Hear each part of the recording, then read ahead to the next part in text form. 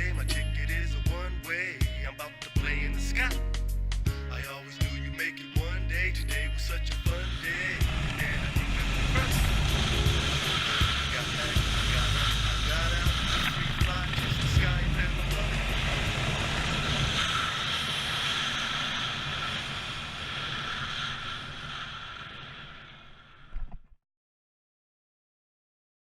Yeah. WazzyCircus Radio. Welcome back, guys. Today's episode is brought to you by WazzyCircus.com and LearnToSkydiveAustin.com. Hey, some of the rules of success are surround yourself with people that are smarter than you, and I have done that, and that's how I found my guest today. He is a skydive guru, an industrial engineer who uses his engineer brain to create the most creative FS big and small formations I've ever been on. My guest, my mentor, Mark Pharr. How are you, buddy? I'm great, Waz. Thanks for that intro. I'm blushing already.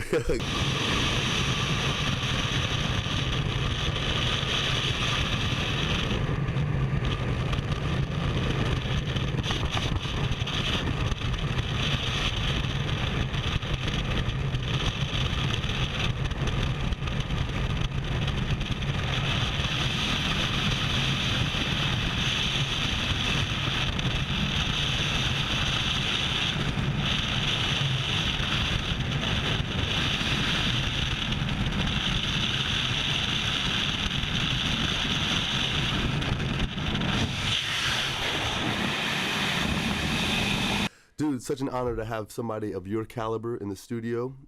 You've lived 50 lives, it seems like, from reading from Korean martial arts to working for one of the presidents or working in the White House, skydiving with me, right? Building big ways, doing VR jumps, organizing a VR team for iFly. Like, you do not stop. And you still have a full-time business to run. Yeah, got Far a better full-time solutions. business, and it pays the bills as much as I can, and the wife does quite a bit for us, and we do it together. Nice, man. Nice. All right. How long have you been skydiving, Marky? 41 years. 41. It'll be 41-year anniversary, the 27th of August. 20, really? Yeah. 41. 41. What'd you do last year for your 40th? I forgot that it happened. Are you going to do anything this year? Going to Pensacola, Florida to celebrate Gwen's birthday, who's the 27th as well. Okay. Just wild coincidence. Wow. I made my first jump on her birthday. Wow. And she's having a special birthday this year. We're flying to Pensacola and spending the weekend with the son. That's awesome. Lovely Gwen Pharr. That is awesome. And how long has she been jumping? She 42 years. She was jumping before you, dude? She started in 76 in cold northern Canada. She started in Canada the year I was born. So how many jumps did she have when you met her? She had about 1,500, I think. Holy when you met her? When I met her. Oh, okay. But you just the jumps. You guys didn't meet through immediately. We met skydiving in Anchorage, Alaska. In Anchorage, Alaska. She was there with her first husband. Okay. And real small skydiving community. Mm-hmm. And I went up there on some business opportunities and showed up at the drop zone in my spandex and coming fresh from Paris, California. Right. And they Looking looked cool. at me like, what in the hell is this California boy doing here? Shredding.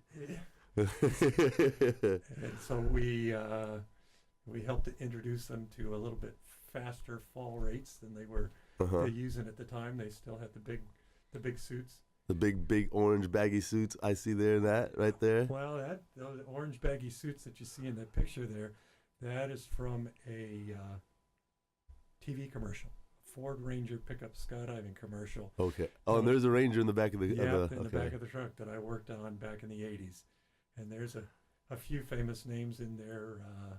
Ray Cottingham, there in the red jumpsuit, photographer extraordinaire, Tom Sanders. Tom Sanders, okay. All righty. And a whole bunch of different guys. Man, that's awesome. How many of the guys that you began with are still around? Active. I made my first jump in a little drop zone outside of Washington, D.C., which isn't there anymore, Hartwood, Virginia. Another guy and I got a wild hair up our ass and said, hey, that looks like fun. Let's try it. So we went out and tried it. Actually ended up making 3 static line jumps that day. Nice. And made 16 jumps in Virginia, got out of the military, landed at Elsinore, California in 78. All right. So summer of 78. And You showed up with 16 jumps? showed up with 16 jumps, still doing clearing poles. Yeah. Eyes wide, though. And went from a 182 Mm-hmm. in a drop zone with a bunch of trees to a wide open lake. Right. And there was a team practicing for the Nationals. Back then it was 10-way was the thing. Okay. So Air Freight was the name of the team. And the DZO who was doing air judging for that 10-way team was also the chief instructor. I'd show up at 7 o'clock in the morning when the team showed up. They'd crank up the DC-3 after we pulled the props through, because all the comps were out of the DC-3. And I'd get a front-mounted reserve, and I'd line up 3 piggybacks. And on the way to altitude, because they were getting that at 8.5, on the way to altitude, I did my student progressions with them checking me out the door. The team. The team. So, So, Yeah. no peer pressure. Right, So right. Here's a world competition level team that's looking at this idiot going out the door, and I'd grab my stuff, Uh-huh. walk or run back. They'd land, they'd pack. Some were jumping rounds. They were just jumping squares. It's a 78. Right. And grab the reserve, hook on again, go up and do another one. Okay. You said a lot. There's going to be a lot in just that one story. You are so old school skydiving. It's awesome. I can't believe this. All right, so air judging. There were no cameras. No. 78, air judging. Did you guys hear that? Dude had to jump out and you had to take his word. Right? Basically, because people from the ground could kind of see, but... Yeah, but they didn't have anybody on the ground with telemeters to clock them. So as the exit started, he'd chase them. And as the last dock would happen... That was it. And he'd count them in his head and land in air judging. Yeah. Yeah, wow, that's come a long way. A little bit. DC-3. That was the plane of skydiving, right? That was the workhorse. That was the workhorse. And they're not around anymore. I wonder why. Well, there's a few of them. Radials are hard to maintain. Yeah, right. All right. So the last DC-3 probably was built in 55. I'm not real sure on those dates, but most of the ones that we jump out of, like we did last year at the air show. That's actually on the intro of the podcast is that jump. What a magic jump. And we're going to talk about that here in a second. The magic skydives you've taken me on are just amazing. But we got to get back to the first thing in 1978. What the hell's a piggyback? You said I grabbed my 3 piggybacks, got the stat. What was the piggyback? And what was RW? Because there was not a lot of it going on when I first started. I started at a style and accuracy drop zone. Okay. Harry Schopel, Clay Schopel, people that nobody that would listen to this podcast ever heard of. The guy had won the world style and accuracy the year before. And that's what they were all about. And the RW was just starting. There was another drop zone, Southern Cross, that was outside of D.C. and Maryland area that was more RW, but that's the one I started at. When you were in Maryland, was that the traditional static line or was it instructor? Yeah. It was the clip on and go. Did you start on round? Hang from the strut. Yeah. I started at a 28-foot round canopy. 28-foot round canopy. Spring loaded, no spring loaded reserve. No. Put your hand over it, pull the ripcord, reach in, dig the canopy out, and throw it in the opposite direction of the turn. Of the turn. They're just guaranteed you have a turn. Right? Yeah. Holy cow. So you did, I've seen those. My friend Gina Norzai jumped like 6 rounds once, just for picture. And she had to hand feed them out one by one. That is just nuts. That is nuts. And it wasn't the old Cape Wells, but it was the shot and a halves. Right. Is what we had. You didn't lose the reserve. Lose the main. You just dumped the reserve into it. Right. It was shorter. It wasn't getting tangled anyway. And a damn cap well is a metal box on your shoulders that you got to pull cap down, open. yep. It's the old cutaway systems. Right. That's why the 3 rings are so awesome and important, because we don't have to do that. Right. It's just a one shot go. And in the pictures of the truck commercial, the Ranger Ford, we actually built a 5-ring cutaway release system. With the biggest ring was a forged steel ring that was about 12 inches in diameter, worked down smaller, and that's what connected the 25-foot drogue chute to a 100-foot cargo chute that was in the bed of that truck. Okay, so they didn't crash the truck in. We crashed a few. We had to build some more.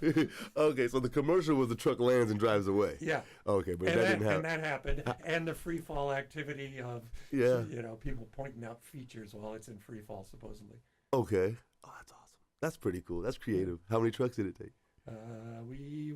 5 trucks. Holy shit. I'm sure they weren't expecting that.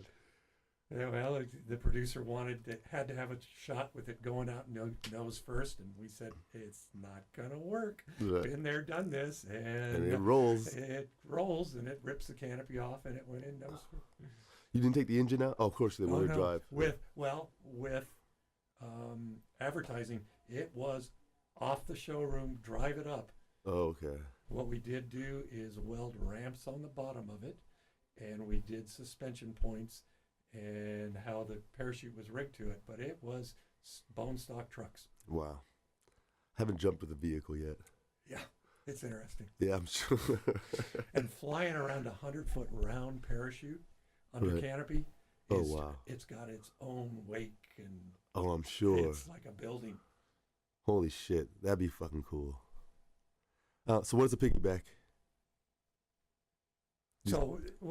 The piggyback was the term when we started moving the reserves to the back. So the military gear with a front-mounted reserve and the main container on the back, and then Cirrus and a couple of other people came up with systems where they basically took the front-mounted reserve and connected it on the harness above what the lower container was, and you could move them and change them and whatnot, and that didn't last too long, fortunately.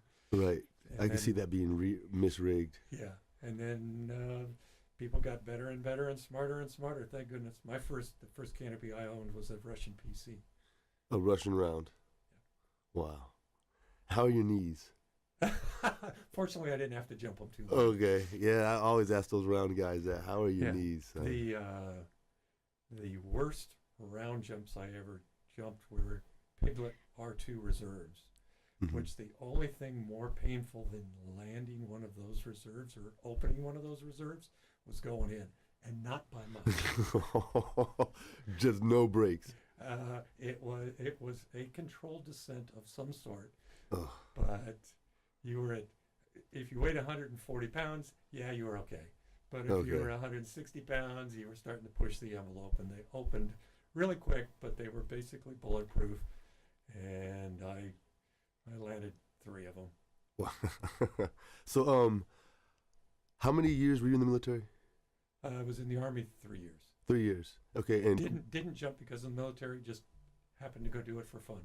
Oh, okay, awesome. So then you show up in Elsinore with what, 22? 16 jumps. No, but you're 22 years old. 21. 21 years old, fresh out of the Army, ready to skydive.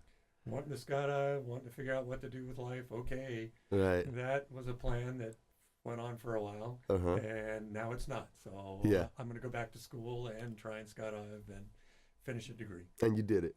With the skydiving. And the degree. No, I didn't finish the degree till I was 41.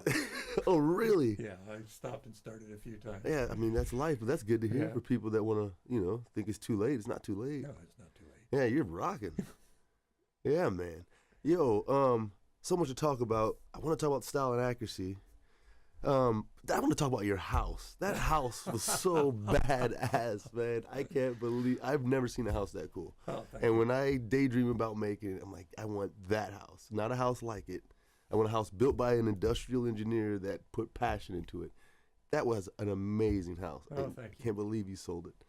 Guys, and I can't explain it enough. It was like walking into an elven paradise or something. The giant glass doors and the huge bathrooms, and It was amazing. All right, forget the house. Style and accuracy.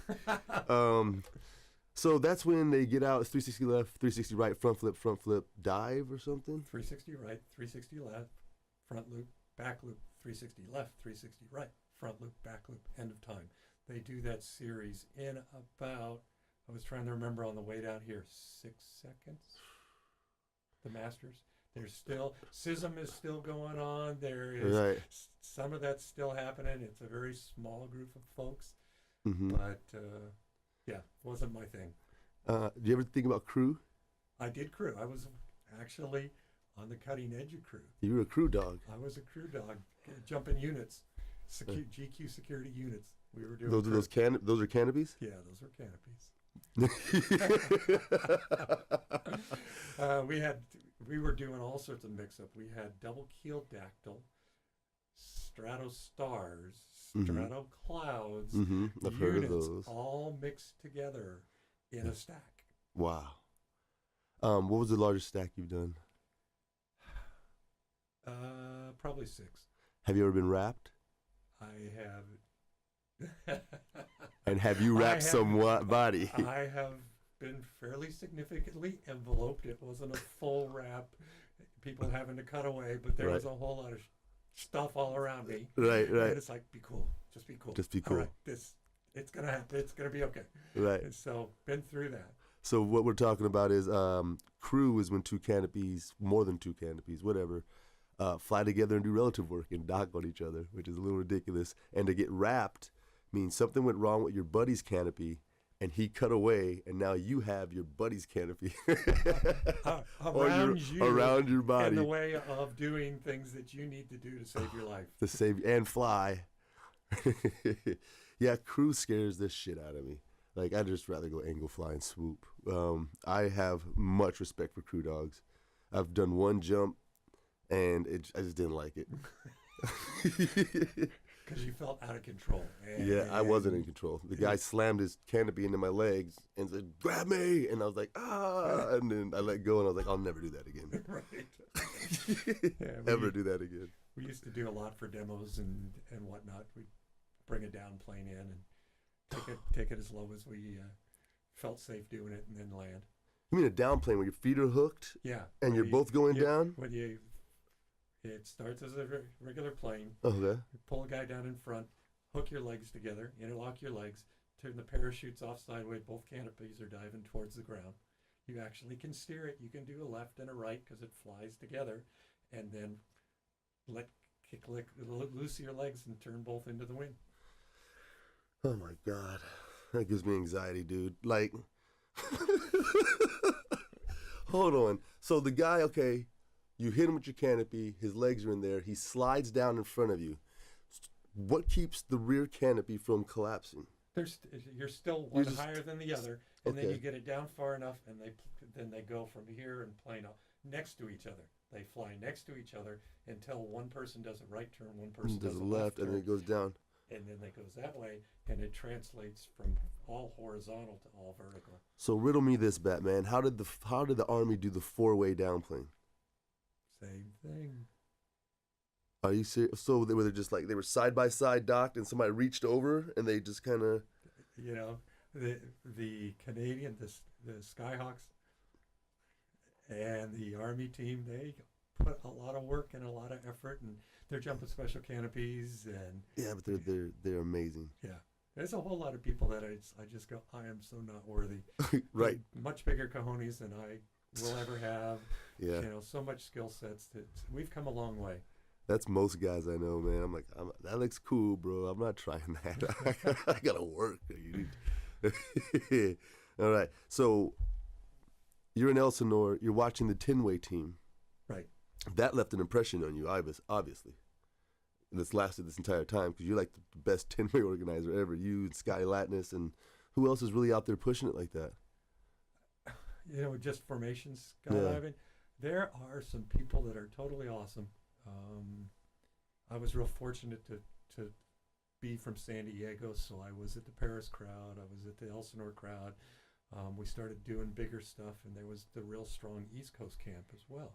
Right. So some of the mentors, some of the people that I grew up around were the Guy Manises and the Roger Ponce and Kate Cooper and Tony Domenico and Jeff Jones. And so we had the two different organizations, and I've been having a lot of fun the last couple of years doing Guy Wright stuff. Yeah, I know. Yeah, Guy Wright. And so he's really cool, and I enjoy working with Scott Latness. He's got some good organizing abilities. And, Yeah. BJ Worth used to do BJ some Worth awesome was stuff. awesome. Yeah. Yeah, BJ Worth. They still do a ceremony or something for him up in Dallas. For BJ, I think he does. Does he still organize? He used to come down, and he and Larry Henderson used to Larry. do a thing together. Yeah. And then BJ stopped making the trip down, and Larry's continued on. They just did 45 ways. Oh, nice. Yeah, Larry Henderson. He's the yellow suit dude, right? Yeah. Yeah. You can find him. There's no way you're not gonna find him. Right on. So when did you start organizing? And how many nationals have you been? How many teams have you been on, Mr. Pharr? Well, that's an interesting story. I took the path less traveled. Okay. So here I am at Elsinore, doing the thing, trying to figure out how to skydive, and Elsinore floods, and we have to relocate the drop zone. We went through 3 floods, and it was real. The 2 different drop zones were real different at the time. Elsinore was pretty clean, a little bit uptight, very formalized, and a lot of rules. Paris was pretty outlaw at that time. You know, it has completely switched. Oh yeah. It has done a complete 180, because that's not what I've seen. That's not my experience at all. It was the parasites, and it was a whole lot of parasites. Did you guys hear that shit? The parasites. That's funny.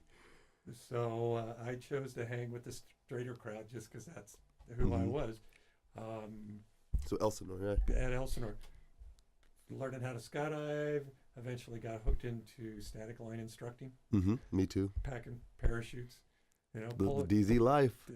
Doing that and trying to do school and figuring out how to get through this world. And, What a ride, man. And then in late '81, Ken Coleman was starting to roll out AFF. And they formalized and hosted, in early '82, hosted the very first AFF instruction program in Z Hills. Really? Yeah. Z Hills. Mike Johnston. Skydive City.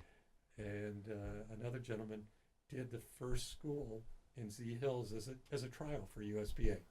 And they certified a crew of people. And then a month and a half later, we did one at Paris. A course. And what were the requirements to get in that course? You had to have 500 jumps. You had to have done X number of static line courses and students. Okay. And so I was a little bit short and ran around and did some stuff and got cleared.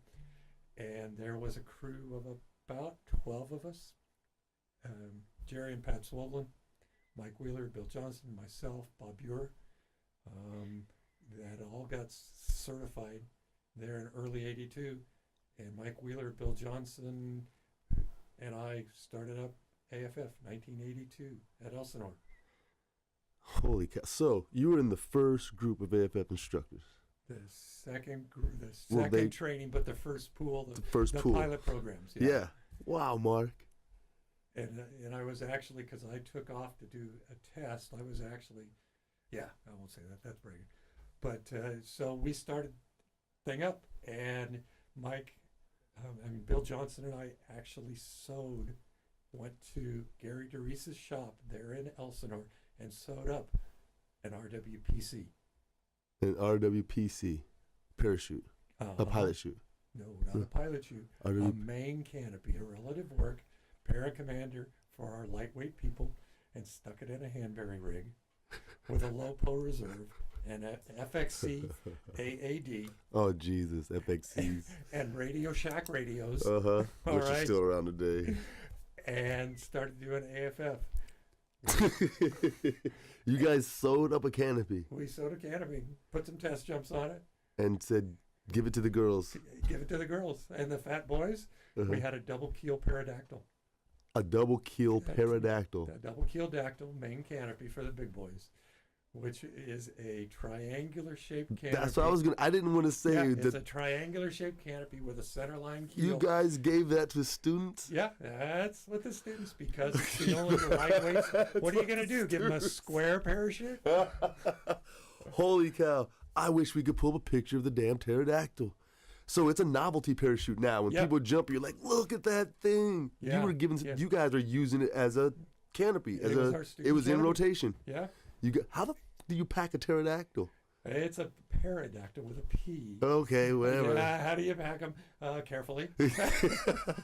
Slowly. It flat packed. It flat pack. Oh yeah, flat it packing. Jesus. It flat packed. You didn't have to hold tension on it, but so it was the real innovators at that time. They had a single keel dactyl, Mm-hmm. and if you wanted a really lightweight rig, they had a double single keel dactyl.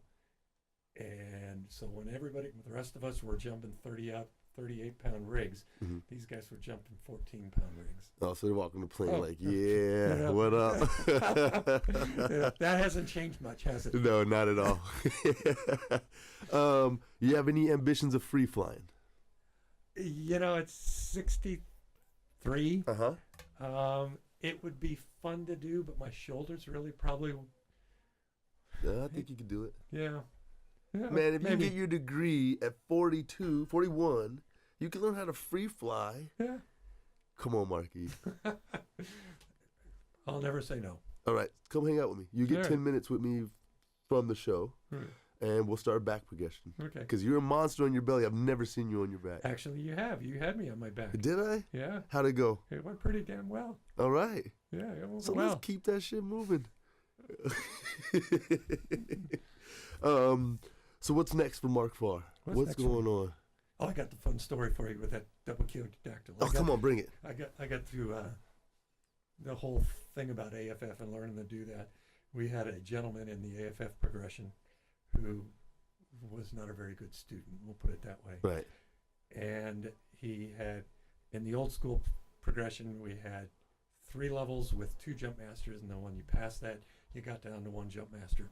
And so he had gone. It's still exactly the same. 3 to 4, and we bumped him back to 3 and back Uh-huh. up to 4, and he was back on 3, and I could tell by the look in his eye, I wasn't letting him go. The other guy had let go already. I wasn't letting him go. Right. And at pull time, he was looking at me with that stare that you know. Yes. You know. You're not home. And it's like, no response to signal, no response to signal. I'm on a reserve side. I don't want to put him out on reserve. Right. Not at this altitude. So I reach underneath and grab his main ripcord handle, because we're still jumping. Right.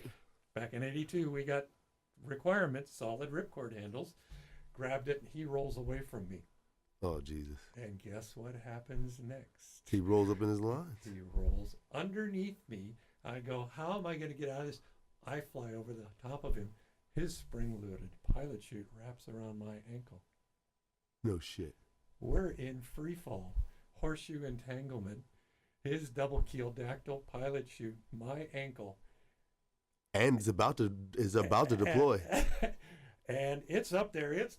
It can't deploy because I'm pulling it down this way, and he's pulling it So down it's that out. way. The canopy's out in the wind. It's Oh, Jesus God. And I kick once, I kick twice, and I know he's not doing anything over there. Nothing. He's hanging there. Didn't get to see it, and I went, this is really going to hurt if I dump. I know one leg's going to be much longer than the other one. What do I do? You lose your fucking foot. So I tried it 3 times. Right. And I finally go one more time and kicked my shoe off, and it managed to come off. And I pulled, and I was not that low, fortunately. And his parachute got open, not quite correctly, and he eventually cut through the lines and had to deploy his reserve. Well, it was on a lanyard, so the reserve deployed. He lived through it. Wiki said, here's the rest of your money back. Go take up pinball, because bowling's too dangerous for you. Oh, my goodness. And just, okay, so when we say AFF, guys, it's called accelerated free fall. Up until the point of the class before Mark, everybody was hanging off the wing doing static lines. So you'd crawl out in the plane. I've talked about it on the show before. Head back, you let go, and the plane or an instructor deploys your parachute. These guys were the first batch of instructors that would actually grab a student and take them into free fall, which is a little ridiculous, right? If you think Out about of it. DC-3s. Out of DC-3s. Out of Howards. Okay. Out of Cessnas. Out of Norsemen. Right. Whatever plane was flying. Right. And so I learned on this, well, because I didn't do AFF, but I taught the 7-level system at my drop zone. That lasted forever, what you guys had put together. Right. And now it's like category A, B, C, D. It's kind of confusing. It looks kind of spread out to get more money out of the student. I don't really understand it. But level 1 through 7 is just the best way to put it, man. The way you guys had it was very clear and concise. Everybody knew what was going on, you know. But I don't know. They've done what they've done with it. What do you think of the new programs and how far it's come with the teaching devices, the mock-ups, the videos? There is just an incredible amount of good tools that people have access to. The number one, I think what we have done really well is we've learned how to teach the free fall skills. The tunnel's amazing for teaching people. The flight skills are just totally awesome. What hasn't kept pace with that is the canopy. No, what do we do about that, man? That's the next great opportunity. Yeah. Because even people with thousands of jumps, it's bloody scary watching people land parachutes. They're not flying them, man. They're just driving them or something. You know, they're like, I don't know. They're too used to Teslas. Have the canopies? There's been less canopy fatalities in the last year or two, I believe. I feel like I've read less. No? I think that's correct. Right. Looking at USB numbers, I think that's... people have stopped hooking it in much. That has reduced some. Now people are just flying into the ground in their wingsuits. Yeah, that's true. Or speed flying. Or speed flying. Or, you know, we've transitioned to ways that we people kill ourselves. who are on the leading edge or the bleeding edge right. Are hurting themselves. Yeah, but if they're not out there on the edge, we'll never get forward. Right. So it's like sacrifices for the greater good, I guess. I've lost a lot of friends in the last couple of years. Yeah. You know? That's a little nutty. I can't imagine how many jumpers you've had to say goodbye to. There's been a few. Most of them were airplane crashes. Okay. Lost 10 on a beach. No. Out in California, a lot of years ago. Yeah, so they lost the engine on takeoff or something. No, it was out of a guy who was. It was a boogie trip, and airplane Twin Beach got out of balance. Oh no. Yeah. Was it cargo maybe? No, it was all people. Who knows what was going on and who did what? Right. And a bunch of people climbed to the back. Oh, look at that out the window. And all of a sudden the plane went out of CG. Wow. That's intense. I've had a couple of friends on planes go in, but everybody's been okay. Yeah. I had the airplanes, man. You know? That and the drive home, the dangerous parts of the dangerous parts of skydiving. The most dangerous parts of skydiving. Well, Mr. Pharr, it's been an honor, my friend. Well, thank you for having me. You got to talk about some old stuff that was happening when you were running around short pants. Do you know how awesome and good that was for the community to hear? Like, people don't know. Like, there's a rig at one of the drop zones that one of the flaps doesn't really stay down on the right. I'm like, dude, they didn't have flaps, son. No. Yeah, they didn't have any of this stuff, and they were killing it. Calm down. Go skydive. Relax. Well, we had the we had the Racer. When Racers first came out. I saw a Racer yesterday. The riser, there was a compartment for the main canopy at the bottom. The riser came out of the side of that, went up the inside of the backpack with a Velcro tab and over your shoulder. It was completely uncovered the whole distance. Oh, Jesus. And that was pretty technologically advanced at the time. So who was first with the awesome rigs? Was it UPT? With the Sweet Hog? Yeah, I think I'd have to give some of the best first ones Yeah. that were more complete. He made some really ugly ones Hmm. to Bill Booth. Yeah, Booth. And you've had a whole lot of people. Hank Oshuto made rigs that were trying to be innovative. There was 10,000 pounds of Velcro on each and every one. Right.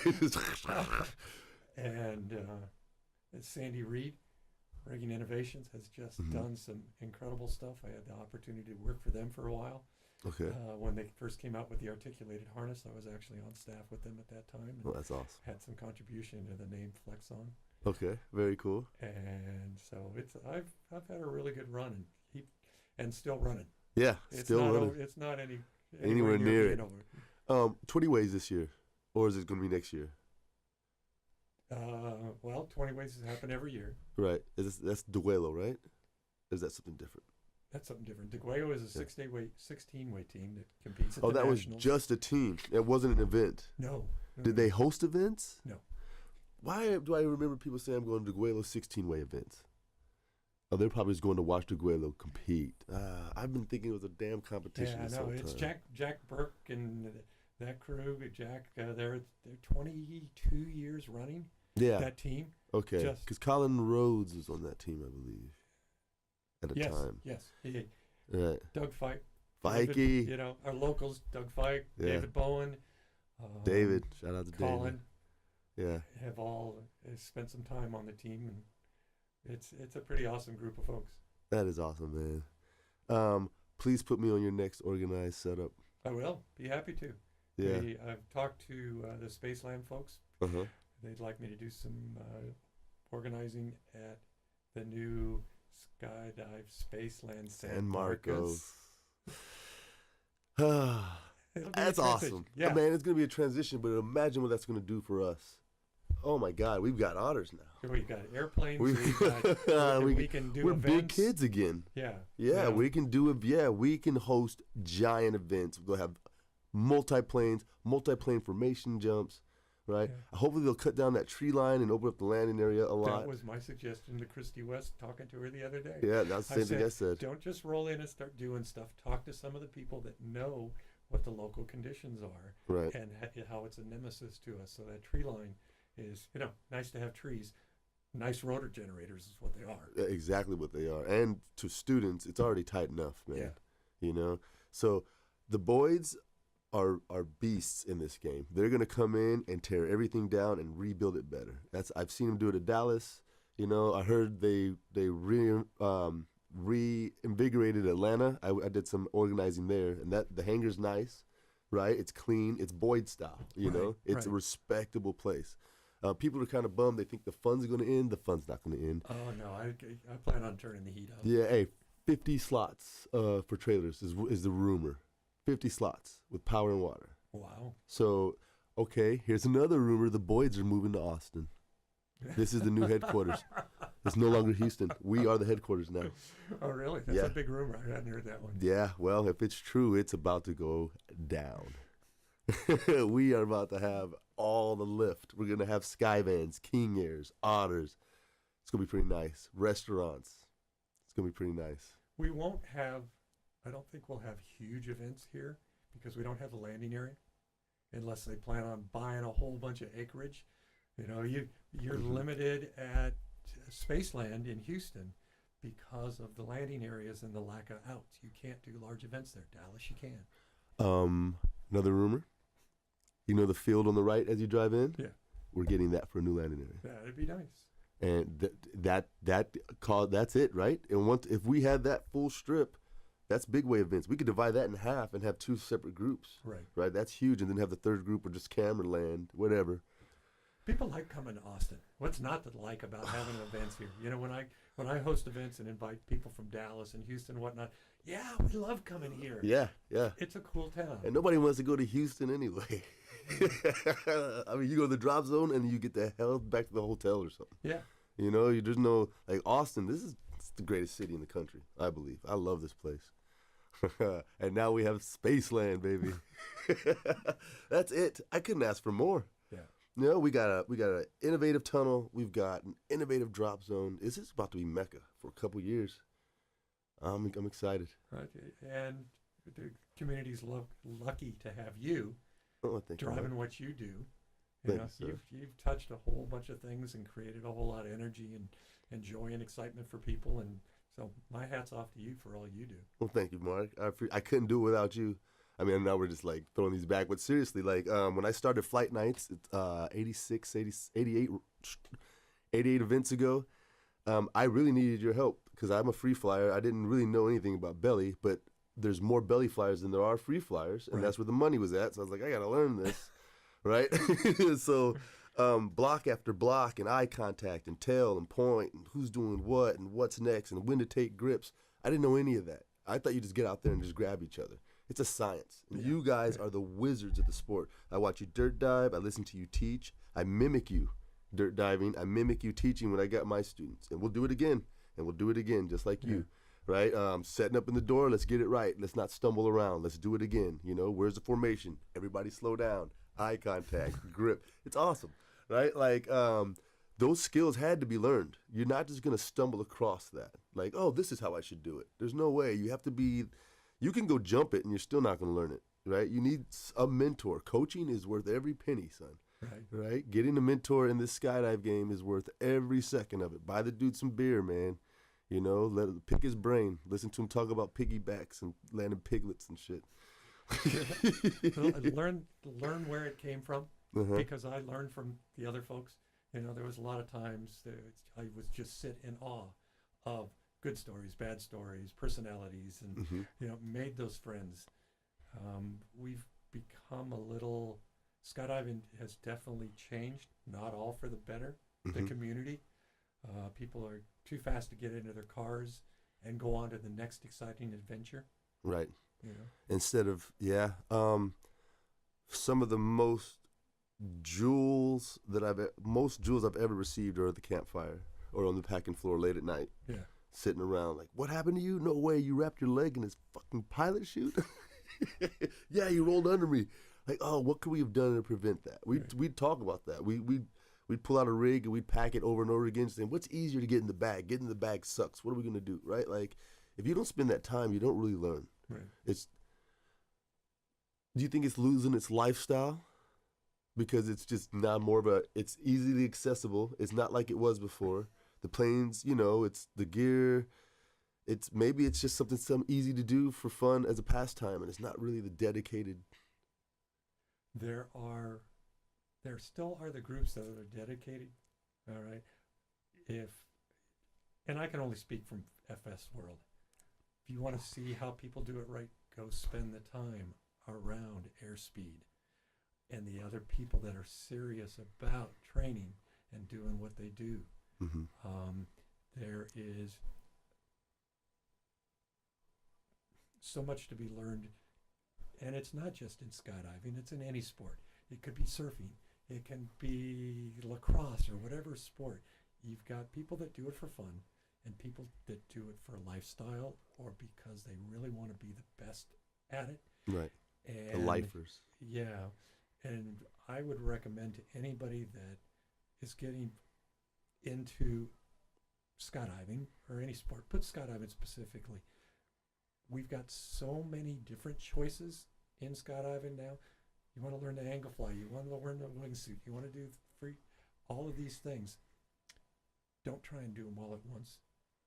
Right, exactly. Grab one. Exactly. Dedicate yourself wholeheartedly to that for 6 months or X number of jumps or whatever. But the people that come up to me and say, Mark, take me on a skydive, teach me everything you know. And when I do that one with you, then the next one I'm going to go do an angle fly. It's like, no. You're not going to get it. You won't get it. You're not going to get it. I won't even figure out what you're doing or not doing after one skydive because you're so amped up about making that jump that you're not really going to do what you truly do. Right. So if people want to learn, make block commitments because you're not going to get it. Right. You're not going to get it. And same thing in the tunnel. People don't want to fly on their bellies. They don't want to master their backs. You know, they want to get to sit, and then they got to be on their heads. And then they can't take a dock on their belly. I mean, it's just ridiculous. And it's not only mainstream people, it's also instructors that you have that problem with. That's true. Case in point. That's true. And I'd say in Austin, we're pretty well balanced, though. I think because of flight nights, I make those guys get in. They have to turn points in their belly. So they have their skills. And I see them organizing jumps now, and it's pretty cool. And I've seen our participants doing the flight night jumps in the sky. Gowie's organizing, like, Wazzy blocks and stuff. It's cool, man. That is something cool that I've been part of. And you've been there since the beginning. You, Sam King, Jeff Gowie, John Farrington. I miss John. Yeah. He's gone on and started doing other things, probably flying his plane or something. He's a very, very busy man. Yeah, floating around a submarine or something. People are going to go, what? Submarine? Yeah, dude's got a submarine in his garage. I'm not shitting you. That he and Monica are building with their own two hands. No shit. I know a lot of cool people. That's why I have this show. I can't wait to have John on to talk about his submarine. Dude has a submarine in the middle of Texas. Awesome. Mr. Pharr, where can they find you? Are you on any social media, Facebook? I'm on Facebook. Okay. Mark Pharr on Facebook. That's the only one I'm running right now. Right on. Lots of cool pictures of formation skydiving, interesting blocks. The VR blocks you put together were amazing. This guy will tell you to take a grip, stand here, and then grab that over there. And you're like, this doesn't seem like it works. You get in the sky, you're like, oh, that's the coolest picture I've ever taken. and we had more. We were ready to go, unfortunately. Well, we can keep going. Yeah. I mean, we'll figure it out. Who has time? Well, it's all about priorities. Yeah. What do you make priorities? Yeah, that's right. We'll end on priorities, people. Thank you to my guest, Mark Pharr, Far Better Solutions. Join me next week for something cool, guys. Love you. Thank you.